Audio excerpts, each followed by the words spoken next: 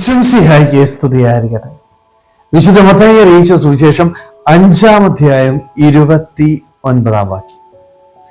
വലത് കണ്ണ് നിനക്ക് പാപഹേതുവാകുന്നുവെങ്കിൽ അത് ചൂഴ്ന്നെടുത്ത് എറിഞ്ഞു കളയുക. ഈ ഭൂമിയില് വിശുദ്ധിയോടെ ജീവിക്കാനായിട്ട് വചനത്തിലൂടെ ഈശോ നമ്മളെ ഓർമ്മിപ്പിക്കുകയാണ്. ഈ വിശുദ്ധിക്ക് തടസ്സം നിൽക്കുന്നത് എന്താണെങ്കിലും പൂർണ്ണമായിട്ട് ഉപേക്ഷിക്കാനായിട്ട് സാധിക്കണം എന്ന് വചനം നമ്മളെ ഓർമ്മിപ്പിക്കുകയാണ്. ഒരുപക്ഷെ നമ്മുടെയൊക്കെ ജീവിതത്തിൽ പലപ്പോഴും വിശുദ്ധിയോടെ ജീവിക്കാനായിട്ട് നമ്മൾ ആഗ്രഹിക്കുന്നുണ്ട്, അല്ലേ? പക്ഷെ ഈ വിശുദ്ധിക്ക് പല തടസ്സങ്ങളുണ്ട്.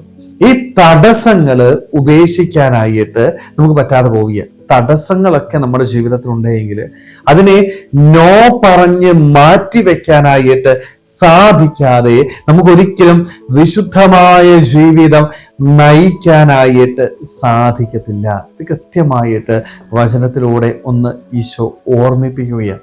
വലത് കണ്ണ് നിനക്ക് പാപഹേതുവാകുന്നത് എന്താ ചെയ്യേണ്ടത്? ചൂഴ്ന്നെടുത്ത് എറിഞ്ഞുകളെ.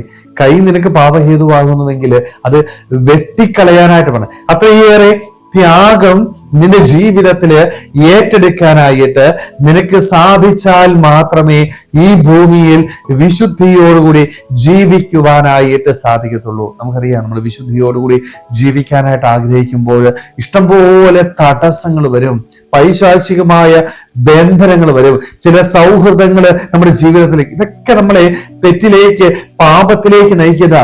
പാപത്തിലേക്ക് നയിക്കുന്നത് എന്തിനോടും നോ പറയാനായിട്ട് ഒരുപക്ഷെ നമുക്കൊക്കെ ഇന്ന് ഈ നോ പറയാനായിട്ട് പറ്റുന്നില്ല. ചില സൗഹൃദങ്ങൾ നമ്മുടെ ജീവിതത്തിലേക്ക് കടന്നു വരുമ്പോൾ അത് നമ്മളെ തെറ്റിലേക്ക് നയിക്കുമ്പോഴും അത് തെറ്റാണ് എന്ന് അറിഞ്ഞിട്ടും അതിനോട് നോ പറയാൻ പറ്റും. എന്തുകൊണ്ടാണ് പറയാൻ പറ്റാത്തത്? കാരണം നോ പറഞ്ഞാൽ എനിക്ക് ആ സൗഹൃദം നഷ്ടപ്പെട്ടു പോകും. ആരോടും നോ പറയാതെ എല്ലാവരും ചെയ്യുന്ന തെറ്റുകള് നമ്മുടെ ജീവിതത്തിലും ചെയ്ത് വിശുദ്ധമായ ജീവിതം നഷ്ടപ്പെടുത്തി ജീവിക്കുന്ന വ്യക്തികളായിട്ട് നമ്മൾ മാറുകയാണ്.